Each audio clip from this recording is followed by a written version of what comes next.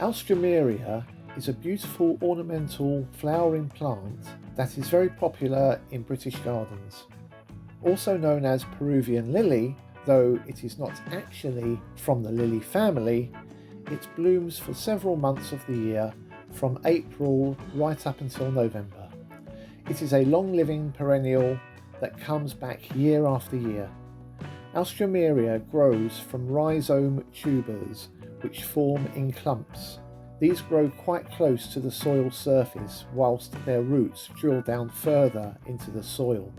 In this video I will show you exactly how to divide these clumps to make multiple plants whilst not significantly impacting on the parent clump. We'll then look at the results in detail. I'm not sure of the variety of my particular Alstroemeria, though it looks like the variety called Indian Summer. It is a bright orange colour and stems grow to over 50 centimetres tall before eventually collapsing.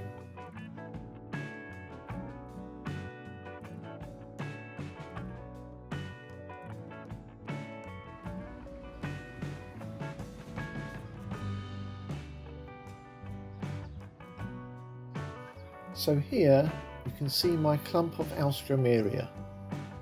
I originally transplanted this about 5 or 6 years ago, so it has had a long time to establish.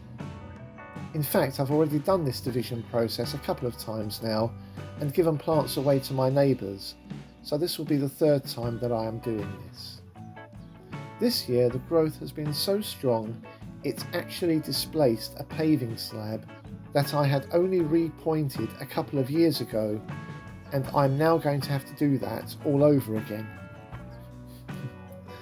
In the meantime, I've moved the slab out of the way and exposed the rhizomes of the Alstroemeria. And as you can see here, the stems were fighting their way through and around that paving slab.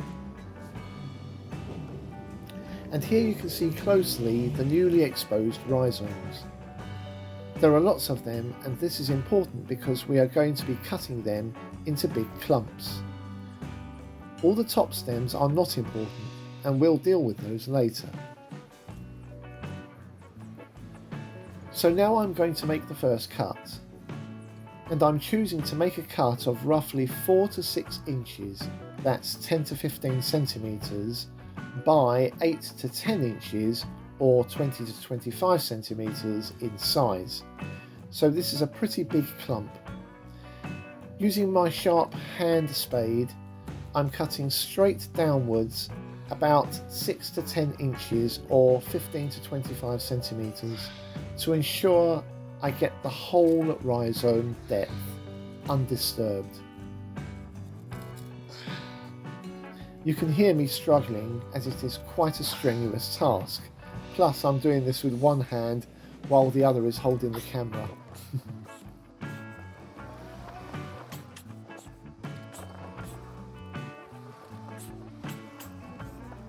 Another complicating factor in this case was the growth is right up against the concrete base of that paving, so I'm also having to tease it out of the concrete.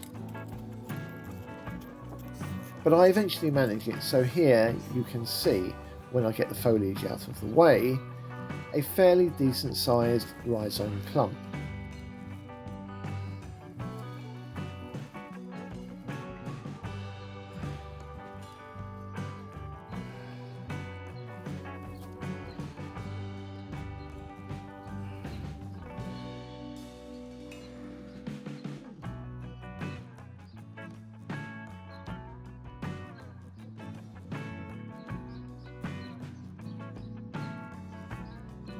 And this is what a single rhizome piece looks like. It's quite satisfying to handle, really. So now it's time to pot this clump up, and I'm using a medium-sized bucket, and you can see it takes up most of the space in it.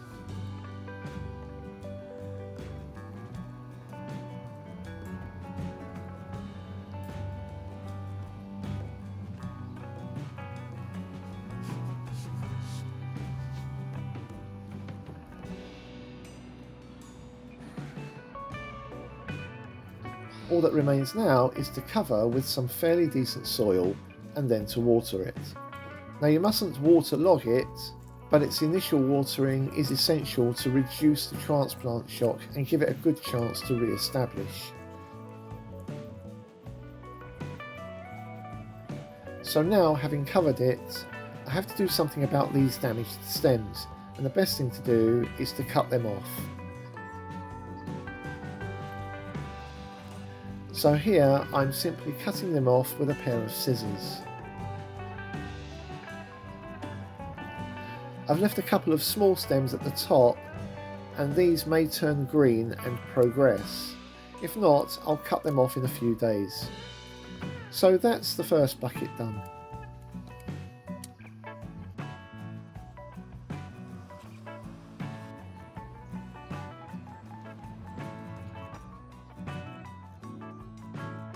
Repeating the process for the second clump, and again, to be fair to it, the rhizome put up a good struggle, but I got a nice big chunk out of it.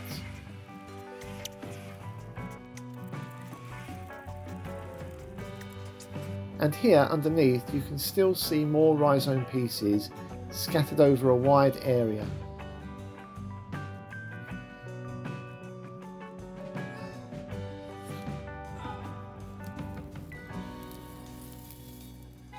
Look at the huge size of this clump.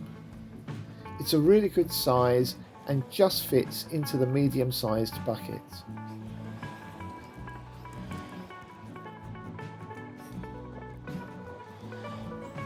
It's the same procedure as before, cover and trim.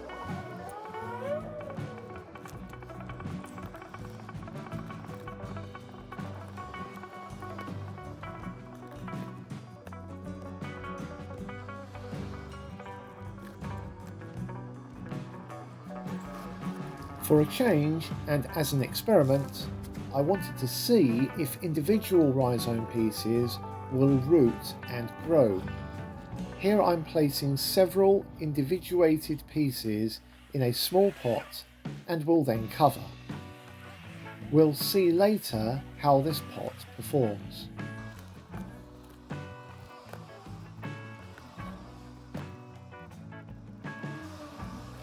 Back to the main process, and I just want to get one more clump.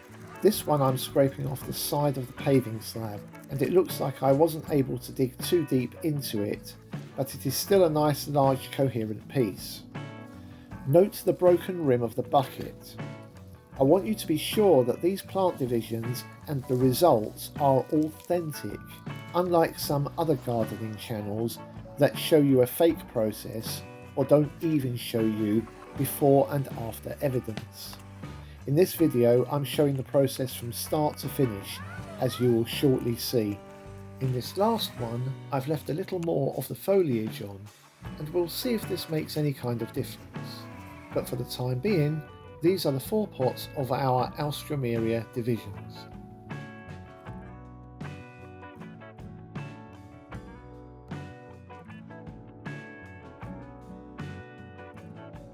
So here we are now, some 14 weeks later. These are the 3 main buckets containing the 3 large clumps of Alstroemeria rhizomes from earlier in the video. I have to say I'm pretty pleased with the progress of these. The foliage has grown spectacularly and is rich and lush. And we also have a couple of open flowers that have put on a great show for us at just the right time. Let's have a look at these one by one.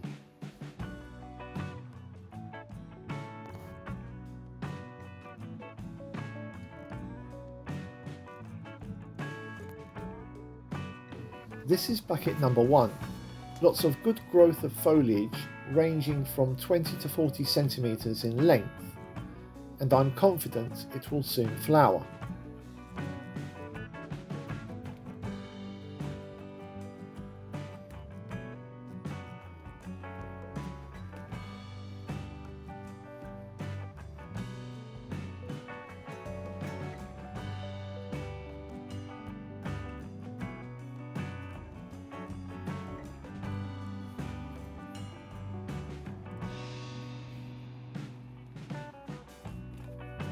Similarly with bucket number 2. Lots of good strong foliage, which again I think will start to flower in the next few weeks.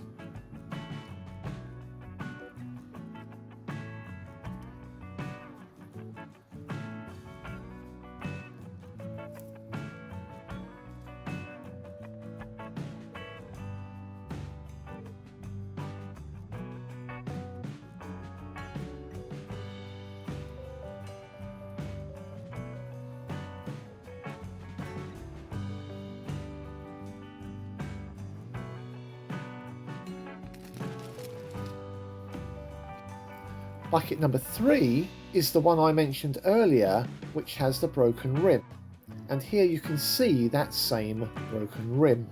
This is also the one in which I left a little extra of the foliage at the time of the transplant. I don't think that really made much difference in the progress of this one relative to the other two as I watched them progress. It just so happens that this is the one that has decided to flower first. Overall, a spectacular success on these 3 rhizome clump divisions.